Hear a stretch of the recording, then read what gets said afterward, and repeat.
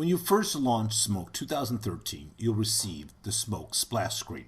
On here, you control such things as host computer, storage volume, projects, and users. In this video, we'll take a quick look at how you create new projects. Under the project setting, if you had multiple projects available to you already, they would be accessible from a flyout. In this case, we have no project created yet, so I will choose the New button and the Create New Project dialog box appears. The first thing we want to do is enter the name of the project. I'll name this project Discovering Europe.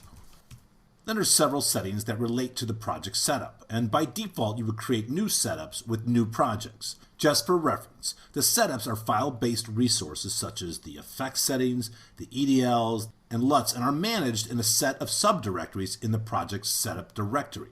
While you can share and copy from other projects, I'm going to leave this as a new setup. The config template will change depending upon the resolution that you set for the project. So let's jump down to our resolution settings. By default, you can see it reads 720 by 486 NTSC. Clicking on this list, you'll see a host of default setups you can choose, or a custom resolution if needed. I'll choose the 1920 by 1080 HD. Now below, you'll see all the parameters are automatically set to match the standard settings for this format, meaning the aspect ratio, the bit depth, and the field or progressive option. Typically, you're going to want to choose a resolution that will match the final output of what your project will be. Always remember, you can mix resolutions and frame rates within Smoke with no problem whatsoever. When I chose this resolution, you'll notice that the config template above it had changed, as I just said a second ago. If the default config template is not what you need in your situation, just click on the list and you'll see a flyout with all the different possible config templates you can choose from. Choose the one that will work for your situation. This project configuration file primarily defines the display environment and again in no way is going to restrict you from working with different frame rates. You have the color bit depth you want to work in, and you also have the graphic bit depth you want to work in. The default is going to be set to 16-bit float for your graphics, and I'll recommend that you use 16-bit floating point for your graphics setup for 99% of your projects. Because as a rule, if you're working with mixed resolutions and some clips are higher than 8-bit, you should select the 16-bit floating point graphic display.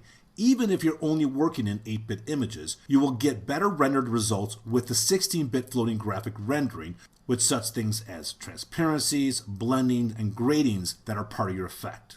The 16-bit floating graphic rendering produces a much better result than the 8-bit, but will take longer to process.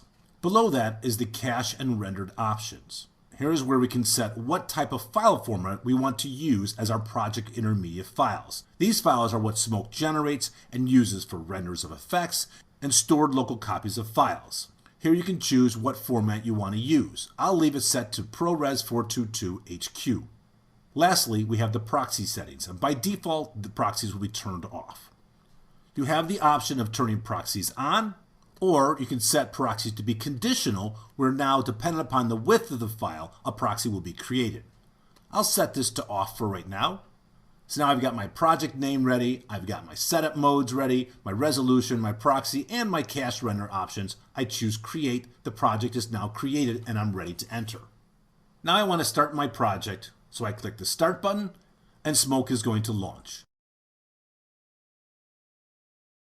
Once you are in the application, you can access, edit, delete, and create new projects. Going to the File menu, come down, you can see the option Project and User Settings.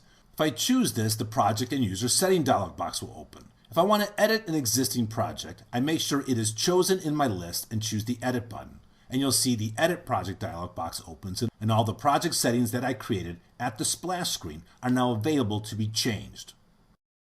You can also delete a project setup, or delete a project clips if wanted from this menu.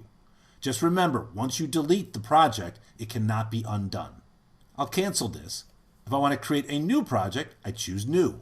This time I can name this project Smoke 2013. And in this case, I'll set it to be 720 HD. I'll leave everything else set to the default settings and choose Create.